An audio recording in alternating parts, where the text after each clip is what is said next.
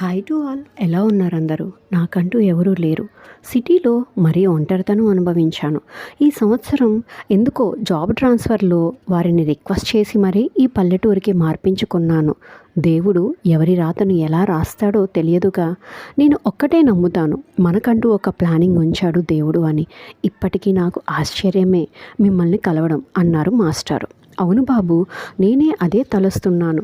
నేను ఒంటరిని అని ఎవరికీ తెలియనియను. అలాంటిది నిన్ను చూడగానే నాకెందుకో నా బంధువే వచ్చాడు అని అనుకున్నాను. చాలా సంతోషం బాబు. చాలా సంవత్సరాలుగా నేను ఒంటరిగానే జీవిస్తున్నా.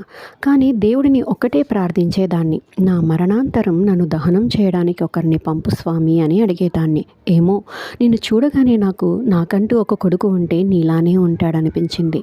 అవును, మొన్న ఒక మాట ఇస్తావా అన్నాను, గుర్తుందా బాబు? గుర్తుంది మామగారు, అదేమిటో దయచేసి చెప్పండి అని అడగగా, అదే బాబు, నా మరణాంతరం నా కార్యక్రమాలన్నీ నీవే దగ్గరుండి జరిపించు అనగానే మాస్టారు కళ్ళల్లో ఒక్కసారిగా నీళ్లు తిరిగాయి. ఆపుకోలేని దుఃఖం.